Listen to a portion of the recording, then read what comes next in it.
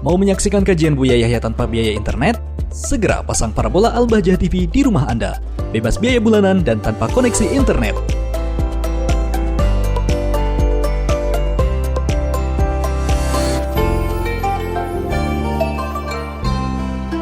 Assalamualaikum. Waalaikumsalam. Mari kita bersalawat terlebih dahulu, Ibu. Allahumma sholli ala Sayyidina Muhammad wa ala ali Sayyidina Muhammad. Dengan Ibu siapa dan dari mana? Hamba Allah dari Sumatera. Baik Ibu, silakan bisa bertanya langsung kepada Buya. Assalamualaikum Buya. Assalamualaikum warahmatullahi wabarakatuh. Buya, saya ingin bercerita. Silakan. Dulu waktu saya menikah 2014, saya pernah melakukan suatu kesalahan Buya. Saya selingkuh, tapi itu tidak yang berbulan-bulan atau bertahun-tahun Buya. Gimana? Na'udzubillah. Nah, Anda identitasnya jangan disebutkan. Kalau identitas Anda diketahui, Anda batalin. Ya Buya. Nah, baik. Saya, tapi tidak berbulan-bulan. Waktu itu Buya, saya mau menikah dan saya timbul rasa kecewa dengan pasangan saya Buya. Setelah itu, diulang yang jelas. Putus-putus. Yang jelas gimana? Waktu awal pernikahan saya kecewa dengan pasangan saya. Saya ada perasaan benci dengan dia Buya. Lalu saya berselingkuh Buya. Innalillah. Baik. Dan itu tidak berlangsung lama Buya, tidak bertahun-tahun, tidak berbulan-bulan Buya. Saya tersadar ya Allah bahwa ini perbuatan saya salah. Saya tidak pernah lagi mengulangi perbuatan itu Buya. Pernikahan saya sudah. Tapi Anda ini saat ini identitas Anda tidak diketahui kan? Aman kan? Anda tadi menyebut daerah Anda. Baik. Pokoknya kami sampaikan kepada siapapun. Jangan bertanya jika masalah pribadi, lebih baik katakan ada seseorang. Iya Buya, saya sering mendengar ceramah Buya. Baik, silakan. Dan masalah lalu saya itu tidak perlu diceritakan ke orang lain, itu aib saya. Lalu saya tidak pernah lagi mengulangi perbuatan itu Buya. Saya bertobat, saya tidak mau lagi mengulanginya. Tahun 2019 atau 2020 itu Buya, suami saya ketahuan selingkuh dengan perempuan yang berbeda-beda. Saya tidak marah Buya, saya anggap itu karma saya. Lalu permasalahannya di sini Buya. Waktu ini udah 1 minggu Buya, dan dalam 1 minggu ini saya selalu berusaha menelpon Buya. Lebih baik telepon sebetulnya daripada di media begini. Lalu halo. Halo. Kalau mau dijawab lewat telepon, langsung lewat saya telepon. Saya khawatir ini terdengar suaranya. Begini Buya. Kalau Anda mau telepon saja langsung. Sebab khawatir begini ini suara Anda ketahuan suami Anda. Tidak akan ketahuan Buya. Baik. Terus? Lalu Buya, saya lagi duduk-duduk, saya pulang dari pasar. Lalu suami saya bilang begini, kamu cantik sekarang. Saya cuma diam Buya. Pas saya lagi baring-baring, ada anak saya. Anak saya waktu itu lagi menonton HP Buya. Lalu suami saya bilang, kamu bilang saya cantik. Nanti kamu di luar sana seperti itu, saya bilang. Terus suami saya bilang begini Buya, saya tidak pernah melakukan hal itu lagi semenjak saya ketahuan. Nah, yang jadi pertanyaannya begini Buya, suami saya bilang begini, kalau seandainya kamu seperti itu, dan saya pun kurang jelas Buya, karena waktu itu anak saya sedang menonton, akan jatuh talak, kata dia Buya. Lalu berapa menit setelah itu saya tanya Buya, maksud kamu apa? Dia bilang begini Buya, ya apabila kamu seperti itu, maka jatuh, kata dia Buya. Saya langsung teringat akan masa lalu saya Buya. Lalu saya menjawab begini Buya, biarlah dosa saya yang tanggung. Dalam keadaan saya teringat saya dengan masa lalu saya jawab begitu. Kenapa kamu marah? Kalau kamu tidak begitu ya sudah, kata dia Buya. Dan saya dalam keadaan tertekan itu Buya, saya pernah menelpon ukti yang dari Aceh. Kata dia, itu apa tuh? Syarat Gimana? talak bersyarat, kata dia Buya. Itu tidak sah. Jadi perasaan saya masih tidak tenang Buya. Bahkan saya tidak tidur. Di saat saya menyuapi anak saya makan pun saya menangis. Di saat saya mandi saya menangis. Sendirian pun saya menangis Buya. Lalu saya tanya lagi sorenya sama suami saya. Suami Anda tuh tahu enggak kalau Anda selingkuh? Dulu saya pernah bercerita, mungkin dianggap Baik, dia, sudah. Baik. Cukup, ayo, paham. dia bergurau ya, jangannya saya bergurau. Padahal saya itu menunjukkan kalau saya itu bercerita. Lalu begini Bu ya, saya cuma mengingatkan kata dia, apabila kamu begitu, saya takut di saat saya pergi nanti, di saat saya pergi nanti, kamu mana tahu stres, kamu bawa laki-laki lain ke rumah. Dan saya tidak pernah membawa laki-laki lain ke rumah Bu ya. Saya masih tidak tenang Bu ya. Saya bahkan tidur pun saya tidak makan. Saya tidak selama 1 minggu ini boleh dikatakan saya jarang makan. Karena saya terpikir. Dan waktu suami saya pergi, saya telepon dia Bu ya. Maksud kamu mengatakan seperti itu, apakah ada niat kamu ingin menceraikan saya? Lalu dia jawab begini Bu ya.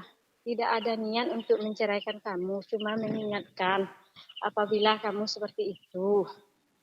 Oh, saya bilang begitu. Kenapa kamu menanya, kata dia Bu ya. Lalu saya jawab, kalau memang tidak ada, ya tidak ada. Kalau kamu seperti itu, apa kamu ada seperti itu, katanya Bu ya.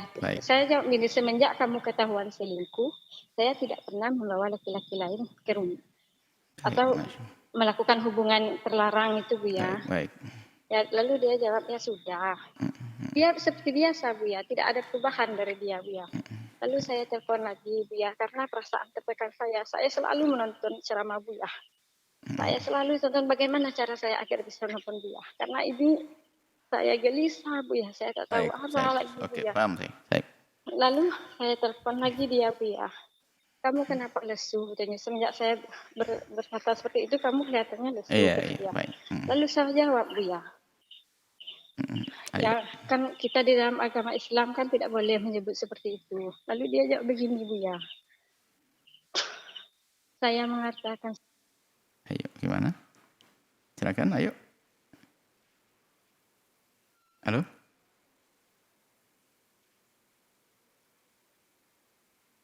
Putus? Ibu ya nampaknya terputus. Baik, inilah Masya Allah. Pertama mungkin jangan sampai dalam rumah tangga yang namanya perselingkuhan itu dianggap sepele. Jangan dianggap satu yang ringan. Na'udzubillah. Pada zina. Na'udzubillah. Harus takut istighfar, minta ampun kepada Allah. Yang lalu biar berlalu. Ditutup yang rapat. Ditutup yang rapat sudah. Jangan main-main itu. Sudah punya halal lalu melakukan yang haram. Na'udzubillah. Hina dan hina. Siapapun yang pernah terjerumus dalam kehinaan segera tobat kembali kepada Allah. Kemudian Anda sampaikan ini loh permasalahan. Apa sih yang menjadikan sebab kita kok kurang maksimal dengan pasangan? Kami mengatakan dengan suami saya kok tidak serg dan sebagainya. Jadi bisa jadi ketidakserkan itu karena memang mata kita sudah mulai menoleh yang lainnya. Sudah mulai suka yang haram. Artinya Anda tahu mana lebih dulu ketidakmantapan Anda dengan suami, mana lebih dulu dengan rencana selingkuh Anda. Bisa saja sebelum pernikahan Anda sudah mulai lirik-lirik, naudzubillah. Yang jelas, selagi Anda tidak ada yang tahu, maka saya tegur Anda dengan serius. Takut kepada Allah. Bisa jadi Anda menjadi tidak serk itu karena Anda sudah mulai melirik yang lainnya. Melirik suami, selain suami Anda. Jadi selagi kita membuka yang haram, lihat yang halal pun menjadi tidak indah lagi. Karena haram adalah haram dihiasi oleh syaitan.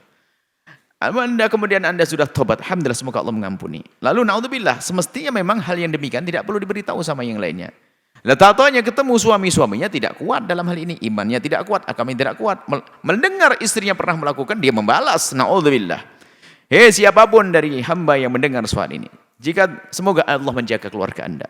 Jika ada seorang suami melihat istrinya melakukan kehinaan atau sebaliknya, awas.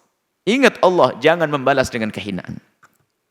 Sebab ada seorang wanita juga begitu, melihat suaminya begitu, ngapain di suami saya begitu, saya juga begitu.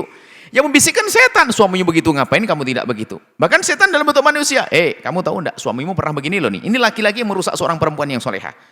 Dia sengaja memamerkan depan wanita tersebut, rasanya suaminya juga dengan perempuan.